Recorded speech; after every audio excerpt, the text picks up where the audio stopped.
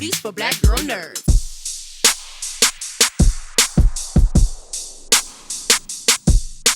Thank you so much, gentlemen.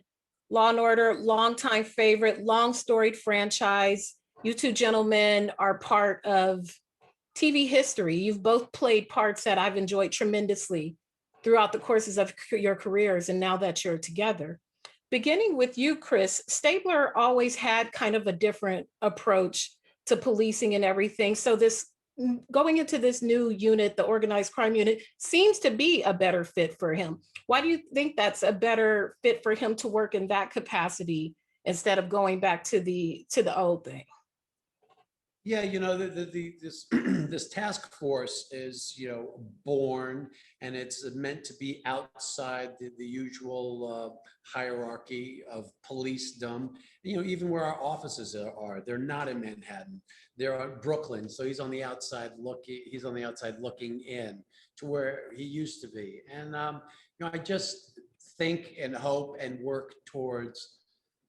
Stabler always had the label of a hothead and all that sort of thing. And I'm hoping to now exhibit a man in search of balance, in search of a more evolved self, understanding the ever-changing world that we're living, and Stabler 2.0. Well, it's a good stay. All Stablers are good Stablers. And now, Dylan, with your character, Stabler now has a very formidable foe. Something that we've seen arcs of foes for Stabler, but not a consistent presence that's working against him, antagonizing him. How did this all come together for you? Because we see you often, you're always booked and busy, and now you land into one of our favorite TV franchises. It was just, I love the idea of, obviously, Dick Wolf, let's just start there. I don't think there's a more successful producer in the history of television in terms of the shows that he's created. How many shows do you have on now? Like something like seven shows on the air right now. Absolutely stunning. So the attraction certainly was to Dick Wolf and working with Chris. And I also love the character and the idea. This is a show that I would watch. Usually when I pick something, I always say to myself, would I watch it? And this is a show I would watch. I just love the organized crime aspect of it. So it was checking all the boxes. So for me, it was an easy yes. And then I read the script and I saw the character and how complex it was. I just thought that for me, it was an easy way to go to work. Chris, how is it like doing this type of a different version of Stabler? How have you approached it any differently than you have before? Because it is a different energy. It's a different show. It has a different vibe, a different energy, even though there's some consistent threads in it. Yeah, well, I think it's baked into reality, which is you're coming back 10 years later. Well, I can list off 10 things of how the world has changed, and specifically and especially in the world of law enforcement, and how what the new environment is, how cops are perceived, the issues, the problems, how a man, white male of a certain age, who's a cop goes about his business, and how they navigate. And I just think all of these are ripe to tackle issues, and to rip it from the headlines, as the Dick Wolf saying goes. And I know that we're not shying away from using Stabler to address these certain issues. So you got Stabler trying to learn the new way and trying to find his way. Mm-hmm. I love that in one of the episodes where the young man who plays your son, not Dickie, the younger son, Eli, was like, what do you need to know how to geotag and stuff for? And just kind of interjecting those little tidbits of things to make it more current. Lastly, for you, Dylan, I love a good bad guy. Badish guy. We'll call him a badish guy. Well, he's a bad guy.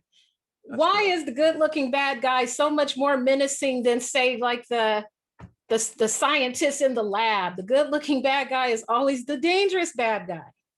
You know, it's so strange that you asked that, because I'm asking myself, this guy is on paper pretty horrible. But then you have people like commenting saying, you know what, he's not so bad.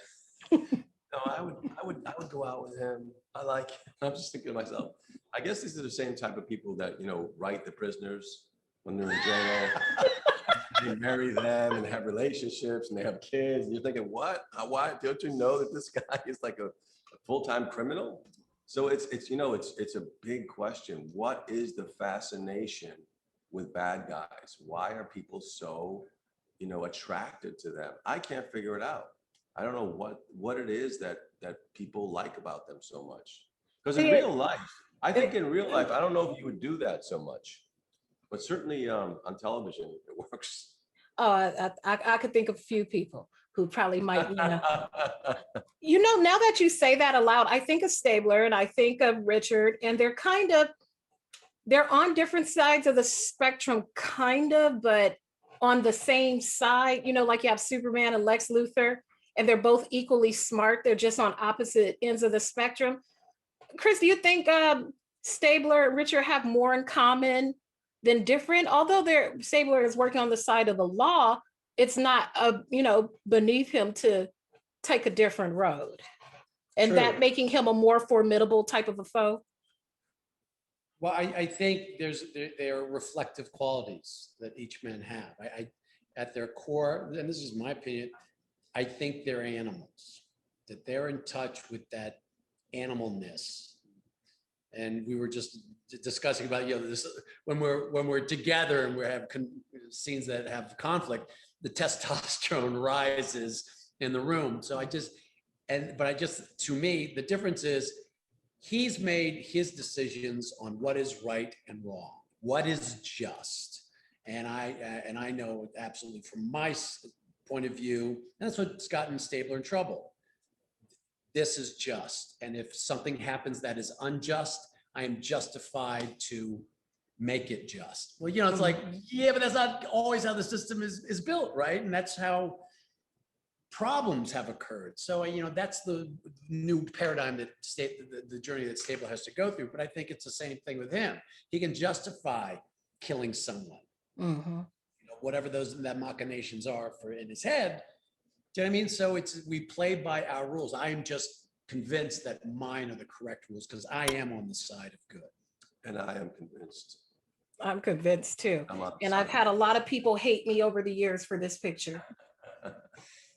So thank you. Thank you so much for your time. Marvelous show. I love seeing the two of you together on screen. You work beautifully together and looking forward to many, many more episodes. Thank you. For saying. Thank you. Take care.